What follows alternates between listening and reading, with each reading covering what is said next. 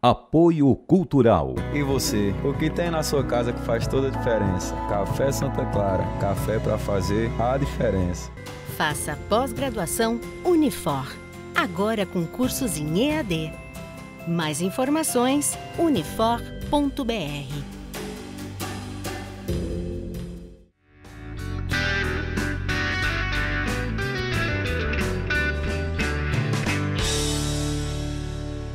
Viver Mais no ar, e olha só quem tem a alegria de receber aqui para tomar esse café, professor Erasmo Ruiz, um brinde à vida. A vida, Ian, a vida.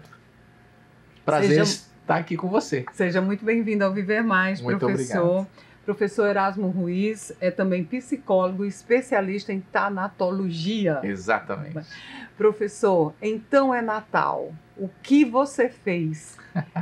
Né? A letra da música cabe bem nesse momento. Cabe. Né? Professor Erasmo, esse é um momento de reflexão mesmo? Isso permeia o imaginário de qualquer pessoa? Olha só, de qualquer pessoa eu não diria, né? Porque muitas vezes as pessoas vão se jogar de cabeça numa festividade, vão querer curtir a alegria, principalmente no mundo que hoje prega a ditadura da felicidade, né? Todo mundo tem que estar feliz, todo mundo tem que estar alegre, mesmo quando não está. E isso é muito ruim, porque as pessoas começam a usar máscaras que não dizem nem para o mundo, nem para elas mesmas o que elas estão sentindo nesse momento. Agora, o Natal e, por decorrência também, o Ano Novo, é um momento em que as pessoas, parte delas fazem um balanço. Né? E a depender da expectativa que se tinha no outro ano, se elas eram realistas ou não, não importa, mas muitas vezes as pessoas vão perceber que grande parte dos seus planos não se realizaram. Seja porque eles foram mal planejados, elaborados, seja porque muitas vezes as pessoas nem avaliavam a capacidade plena de realizar aquilo que elas se impunham. E é nesse momento, então, que surge a síndrome do Natal, do final do ano, aquela tristeza, aquela depressão em algumas pessoas, professor Erasmo? Isso também pode ser uma razão, porque é interessante isso. Quando a gente fala em tristeza, porque tristeza, melancolia e depressão são estados diferenciados, né? Sim. Então, quando a gente está falando em depressão, a gente está falando de uma situação mais grave, né? Onde a pessoa meio que está paralisada na tristeza, sem conseguir encontrar meios efetivos para sair dela, né? Tristeza e melancolia acontece todos os dias, quando a gente fica sabendo de alguma coisa ruim e tal. O Natal tem essa peculiaridade de muitas vezes apresentar para algumas pessoas a fatura do ano, né? Então eu planejava fazer 10 coisas, consegui fazer a metade. Tem pessoas que vai ficar plenamente feliz porque conseguiu realizar algumas coisas. Existem pessoas que se impuseram 10 objetivos, se ela realizou 9, ela não vai ficar satisfeita, porque faltou um, né? Então, é mais comum do que a gente pode imaginar pessoas viverem uma certa tristeza e melancolia nesses momentos. Nesse período, né? Quando o senhor fala dessa cobrança pela felicidade, professor Erasmo, e também no Natal há uma cobrança grande de mesa farta, da ceia de Natal, da troca de presentes, situações que nem todos estão, digamos assim, preparados para se envolver nessa festança, né? Aí quem não pode, como driblar isso de forma serena, tranquila, para não chegar a um nível de melancolia, de tristeza? Então, eu não sei se existe uma receita certa para essas coisas, né? Mas o que eu percebo hoje em dia é que o Natal ele se esvaziou do significado original dele. O significado original Aliás, tem países como a Alemanha, por exemplo, Sim, que não festeja propriamente o Natal na data específica do dia 25. Festeja antes como um festejo religioso. Então, a origem do Natal para quem tem fé, né? É comemorar o aniversário de Jesus. Então, nesse sentido, originalmente o Natal tinha esse quê de celebração, mas muito embrenhado com a perspectiva da espiritualidade. Hoje em dia, o Natal, apropriado pela perspectiva do mercado, ele está se transformando numa festa onde é estimulada a troca de presentes. Um consumismo muito elevado, né? Isso. E aí que está o problema.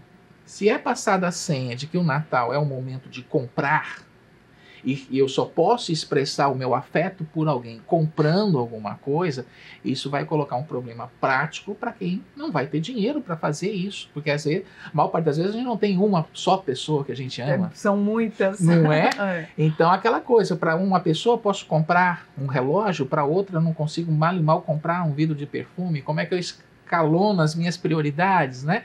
São problemas que de fato a gente não deveria estar pensando. Nisso, né?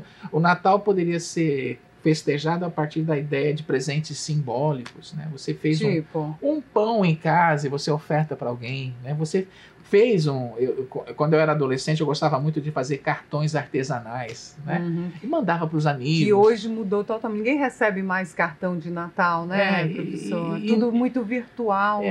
E o e-mail tem uma certa coisa de imaterialidade. No cartão a gente guardava, né? Sim. Tinha um toque físico, né? Verdade. Dependendo de quem você mandava, né? Receber de uma namorada um cartão perfumado, né? Então, mas hoje em dia não, você tem um pouco essa perda do espaço da materialidade, das lembranças, mas o que eu considero mais grave é um pouco a perda. Você não precisa necessariamente ter fé para resgatar um certo sentido de espiritualidade do Natal, né? Mesmo que uma pessoa não seja cristã, ou no limite até que ela seja ateia, né? O Natal, ele pode ser um momento em que eu percebo que só é possível ter uma vida saudável nesse mundo investindo na construção de redes solidárias. Você dá presentes, assim, flores, uma caixinha de chocolate durante o ano inteiro a algumas pessoas. Sim. As recepções, troca esse carinho. Tem pessoas que gostam disso. Aí chega dezembro, aí diz, não, eu já dei o ano inteiro, não vou dar mais. A pessoa que costumava receber fica ressentida. Poxa, a Ian não lembrou de mim no Natal. Como é que a gente administra isso, professor Erasmo? Olha, essa é uma questão complexa, porque vai depender muito de cada pessoa, né? Então, quanto mais a gente julga conhecer alguém, a gente vai criando essas expectativas. Então, se você pensa, olha, tem uma pessoa que eu posso presentear o ano inteiro, mas se eu não presentear no Natal, isso vai dar problema. Então você avalia, não quero isso para mim, eu vou comprar nem que seja uma coisa singela. Mas a principal função do Natal é estar com quem a gente ama, é festejar com os amigos, né? Eu diria que é um ritual de exaltação da vida. O aniversário é isso. É isso, a gente celebra dessa forma. E tem um aniversariante aí no meio dessa festa. Né? Que é aquela história, as pessoas podem ter fé ou não, mas acho que há uma concordância geral de que o aniversariante deixa boas coisas para a gente, boas exortações, boas mensagens, né? Quem é que vai discordar que a gente deve ajudar as pessoas que estão passando necessidade? Quem é que vai discordar que a gente deve buscar amar o irmão? Dura isso quando se transforma no mandamento. Amar a todos, né? Como a si mesmo é um desafio. Mas tentar amar não é. O maravilhoso seria que esse traço da cultura da solidariedade pudesse fazer parte de todos nós o tempo todo. A gente sabe que isso é uma coisa utópica, né? Mas o que eu acho bonito no Natal é a demonstração ou a explicitação de uma mensagem que isso é possível. É possível. E é tão simples, né? Uma ligação, mesmo pelo WhatsApp, mesmo de forma virtual, a gente não pode fugir desse virtual hoje, né, professor? É óbvio que a gente não resolve nenhuma crise social fazendo uma ajuda, prestando uma ajuda individual. Mas faz muito bem ao coração se você está voltando de uma feira de supermercado, ver alguém num sinal pedindo troco ou comida, e você poder pegar lá uma sacolinha com 1 quilo de arroz e feijão e deixar para essa pessoa. Independente de ser dezembro, isso, né? Em janeiro, fevereiro ou maio, não importa o ano, né? E perceber que esse gesto de solidariedade, naquele momento, não resolveu a crise mundial, né? Mas naquele momento faz diferença para aquela pessoa que recebeu. Sem dúvida. Essa mensagem o Natal tem muito forte. E eu acho que contamina muitas pessoas, contaminar no bom sentido, né? Contamina as pessoas, muitas pessoas pelo ano todo. Perfeito.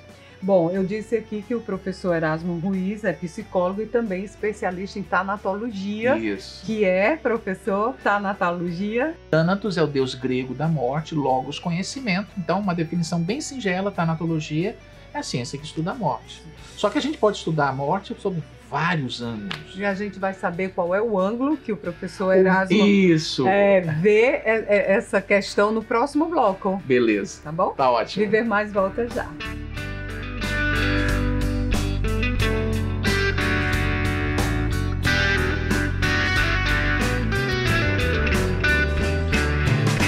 Apoio Cultural. Desde menino aprendi com minha avó que a verdadeira casa não é feita de tijolo. Ela dá para carregar dentro do peito, onde quer que eu vá. E nessa casa cabe tudo que nos faz ser quem somos. E que ninguém pode nos tirar a nossa essência. Mesmo que visite outras casas, não esqueça sua origem. Seja onde estiver, lembre suas raízes e terá sempre sua casa com você. E você? O que tem na sua casa que faz toda a diferença? Café Santa Clara. Café para fazer a diferença.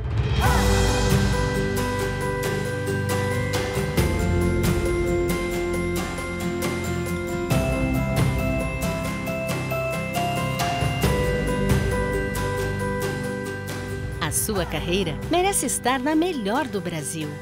Faça pós-graduação Unifor, agora com cursos em EAD. Mais informações, unifor.br.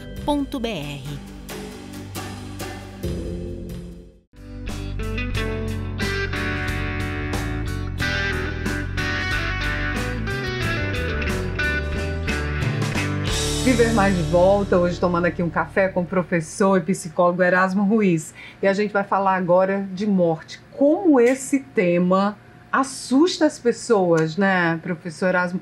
E principalmente nesse período de dezembro, de Natal, quem perdeu alguém, muitas vezes não sabe conviver com essa perda, né? Sim. Eu acho assim, primeiro, um acordo geral, né? A morte é um tema que nos mobiliza. Né? Nos mobiliza. Mobiliza, né? No momento, por volta dos 5, 6 anos de idade, cada ser humano tomou consciência mais plena do que é a morte. A partir dos 5, 6 anos? Isso. Porque criança... antes disso, a criança é movida pelo pensamento mágico. Sim. E na perspectiva do pensamento mágico, ela se sente capaz de reverter a situação de morte. Entendi.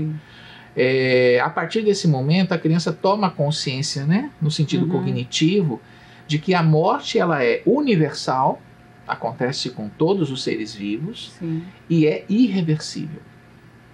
É aquele velho adágio popular, para tudo se dá um jeito, menos para a morte. É verdade. Né? E a partir desse conhecimento, cada ser humano, cada grupo, cada sociedade, cada civilização tem esse desafio de produzir respostas para a presença da morte na vida coletiva, individual e coletiva, né? Então, por exemplo, uma definição que eu dou da tanatologia é a ciência que estuda as atitudes que indivíduos, grupos, sociedades, culturas têm diante da perspectiva da morte e do morrer. Nesse período de Natal, quem perdeu alguém, essa relação com a morte, ela é diferenciada, não é, professor? Principalmente se foi recente ou não, essa lembrança vem à tona. O ano passado eu estava com ele ou com ela, com meu filho, e esse ano não. É um impacto diferenciado? Muito, né? Porque, primeiro, qualquer perda importante nas nossas vidas, ela vai reverberar, né? A gente pode pegar a metáfora de uma onda, né? A gente joga uma pedra... no açude, naquela água parada, né? Isso, faz as ondinhas, e aquelas ondas elas vão se reverberando até chegar na margem. Então, se a gente teve uma perda importante há 20 anos atrás nas nossas vidas, nós não somos uma HD de computador que a gente possa apagar os dados. Botar lá no arquivo morto. Não tem. Isso aqui está na minha cabeça, né? Então, um exemplo, a gente está tomando um café aqui. Se de repente eu associar o café a uma pessoa muito importante na minha vida que já partiu, isso pode ser um gatilho, né? E que me deixa assim meio tristão. Não é o caso aqui agora, né? Tira o prazer, né? Isso. E se torna um sofrimento, uma dor. Ou então, depois de um certo tempo, o mesmo café, ao invés de trazer sofrimento, desperta um sentimento gostoso de saudade. Quando a gente recebe a notícia da perda de alguém, a sensação que se tem é de que as pessoas usam a expressão puxaram meu tapete, o mundo virou de ponta cabeça. E é isso, né? Porque o sentido que você oferecia para o mundo precisava da presença daquela pessoa. Para ter um sentido. Lembra na infância o jogo das varetas, né? Sim, que as bolinhas caindo. Isso. O cai-cai, né? Isso. Cai-cai. Eu também muito, né? Então a brincadeira é aquela coisa. Em algum momento você olha e pensa, não, se eu puxar isso aqui não vai desabar tudo. É um pouco, metaforicamente, o que a morte faz na nossa vida. Ninguém está preparado para isso. Não. Como é que a tanatologia, professor Erasmo, ajuda a gente a não ter esse impacto que a maioria das pessoas tem diante da morte, esse sofrimento, parece que o mundo vai acabar, eu não vou conseguir sobreviver? Eu diria o seguinte, esse impacto e esse sofrimento, talvez a tanatologia não tenha muito como ajudar. Não? Vou explicar por quê. Não. Uma das definições que se tem sobre a palavra luto é que o luto é o preço que pagamos por amar. Então, se a gente pode tirar alguma coisa boa desse sofrimento, é exatamente isso. Quando a gente sente intensamente uma perda, é porque a gente não perdeu a capacidade de amar. Não é? Então, é inerente, né? Passar por uma morte de uma pessoa significativa. E essa pessoa significativa, eu nem preciso conviver com ela. Veja, por exemplo, as reações que as pessoas tiveram diante da morte do ator Paulo Gustavo. Sim. Na época uma da pandemia. mobilização. Geral. Né? E sempre quando acontece a morte de uma celebridade, né? E as pessoas Marília reagem. Mendonça, né? Isso. E quando é de uma forma trágica, parece que o sentimento ele é mais coletivo, ele é mais intenso, né? Se a morte ocorre diante de uma doença prolongada, por exemplo, existe um processo chamado de luto antecipatório. A gente já começa a elaborar essa perda ou pensar nela antes que ela de fato aconteça. Sim. Então, por isso que muitas vezes as pessoas têm reações muito diferenciadas, né, diante da perda de uma pessoa, dentro de uma mesma família. Sim. Tá? Mas o que eu acho que a tanatologia pode fazer, uma das possibilidades, é ajudar as pessoas a tomarem uma consciência mais plena da finitude e, a partir dessa consciência, poder lidar melhor com as suas relações afetivas enquanto elas existem de fato no plano concreto. Sim, no aqui e o agora. O aqui e né? agora. Pensar na morte faz com que essa consciência do aqui e agora seja mais palpável. A gente procrastina menos, a gente deixa menos coisas para fazer depois. Então aquela história, muita gente chora, fica triste, porque a mãe morreu e fazia 2 meses que eu não conversava com ela pelo telefone. É verdade. Então é um gesto tão simples, você pegar o celular, ligar, falar. O remorso, né? Isso, das coisas que não foram ditas. Isso. Então a morte, metaforicamente, como ensina a parábola budista, é aquele passarinho, o roxinol, que pousa no teu ombro e pergunta para você está preparado para ouvir meu canto? E a gente nunca está preparado. E uma das formas de tentar se preparar é realizar projetos de existência. Coisas simples.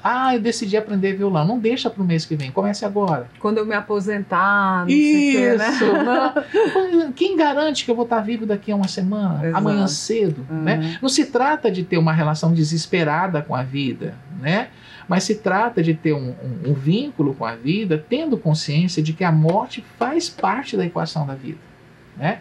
Isso vai resolver o problema das tristezas de Natal? Provavelmente não. Mas o que eu sinto muitas vezes é que essa tristeza da falta de alguém, né?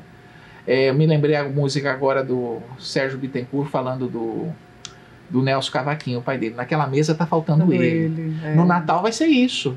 Né? E essa falta dele na mesa vai reverberar por muito tempo. Até que um dia alguém vai dizer, nossa, quando o vovô estava aqui era um barato, né? As piadas, né, do pavê, elas sempre apareciam, era sempre a mesma piada e todo mundo ria, né? E tal. O peru tem o sabor, que a mamãe o tempero, né? Isso. Ressaltar isso, né? Isso. Potencializar isso para a noite ser agradável, para ter essa festividade, né? Agora, uma das coisas que eu gosto de fazer é falar muito para as pessoas que estão vivendo fora do impacto da perda, Sim. de como essas pessoas deveriam acolher melhor as expressões de luto, que eu acho que é um dos grandes desafios do Natal. Sim. Tá todo mundo mobilizado para festejar, tomar vinho, comer, o ritual da comida está sempre relacionado ao prazer, e de repente a viúva, a sua tia está lá isolada. Perdeu o marido há quase 1 ano, a gente acha que 1 ano é um tempo suficiente,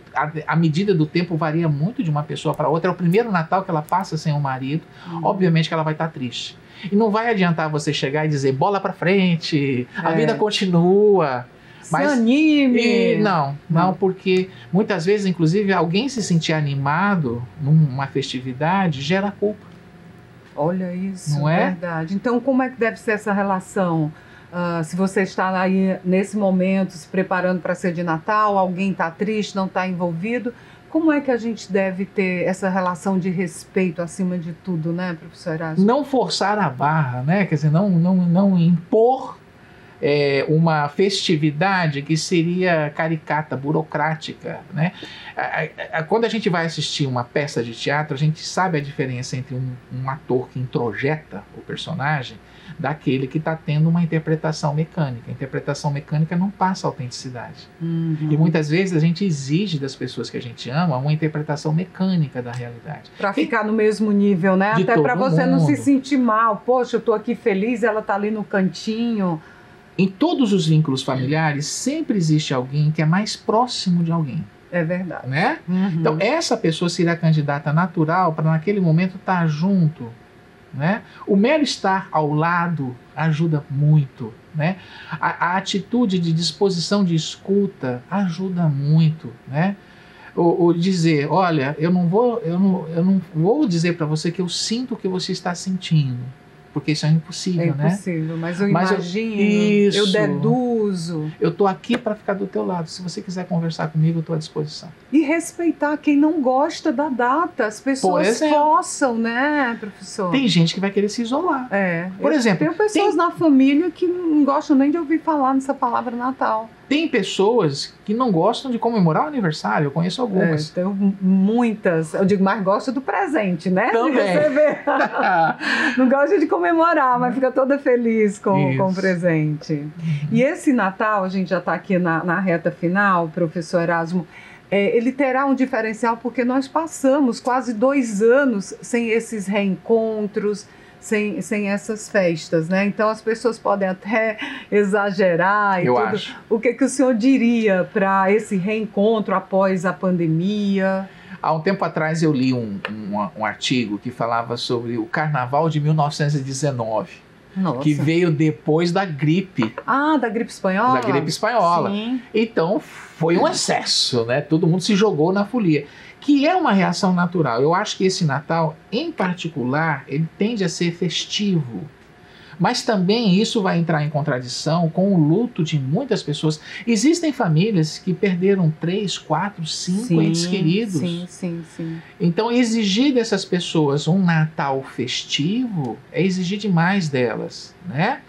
Mas a mensagem que eu queria dizer e trazer é que nós devemos respeitar o espaço de luto dessas pessoas.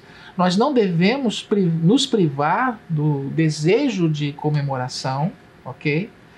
E que nós devemos tentar recortar do Natal talvez aquilo que ele tenha de maior importância, que é o combustível do festejo. O combustível do festejo deve ser o amor. E o aniversariante. E o aniversariante, né? Que nos ensina em tese que Deus é amor. Perfeito. Como é o Natal de Erasmo Ruiz? O Natal de Erasmo Ruiz é bem família, né? Eu gosto muito de estar com minha esposa, minhas filhas, os parentes. Às vezes a gente viaja, esse ano não, a gente vai ficar por aqui, né? Eu curto muito o Natal, é um momento alegre, né? Mas eu não entro muito nessa vibe...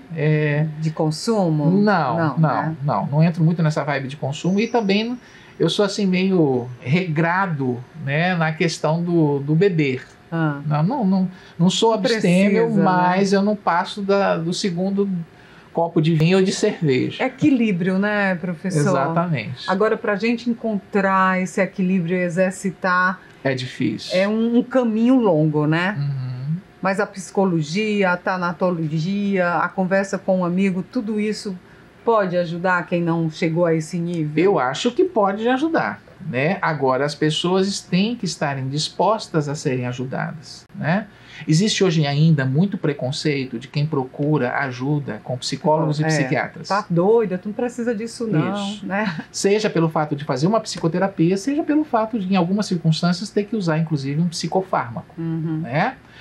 Eu acho que a gente tem que romper essa barreira de preconceito e perceber que, na verdade, essas ações são para buscar ajuda. Há diferenças entre doenças consideradas físicas e psíquicas? Há, mas os objetivos são os mesmos. E o final do ano é sempre tempo de projetos, né, professor? Então inclua esse aí na sua agenda. O senhor está nas redes sociais? A gente já chegou ao final do programa. Estou nas redes sociais. Como é que lhe acha, professor? Me acham no Instagram, né, pelo perfil @ErasmoConta. Tudo junto. Nós também, professor Erasmo Ruiz, estamos nas redes sociais. A gente tem um canal no YouTube. Espero que o senhor se inscreva. Já, beleza. Viver Mais com Ian Gomes. Encontra Ian Gomes também no Instagram, Ian Gomes Jornalista. E também lá no Facebook. A gente aproveita para desejar um Natal de muito amor, como disse aqui o professor Erasmo, para todos vocês. Em 2023 a gente volta com programas inéditos. Professor, um brinde à vida, feliz tudo, mais amor. Amor, e a vida cada vez mais plena. Sem dúvida nenhuma. O Viver Mais de hoje fica por aqui. Até o nosso próximo encontro. Combinado?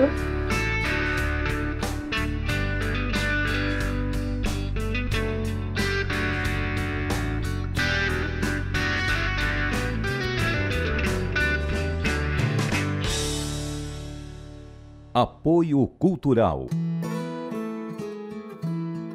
Desde menino aprendi com minha avó que a verdadeira casa não é feita de tijolo. Ela dá para carregar dentro do peito, onde quer que eu vá. E nessa casa cabe tudo que nos faz ser quem somos. E que ninguém pode nos tirar a nossa essência. Mesmo que visite outras casas, não esqueça sua origem. Seja onde estiver, lembre suas raízes e terá sempre sua casa com você. E você? O que tem na sua casa que faz toda a diferença? Café Santa Clara. Café para fazer a diferença.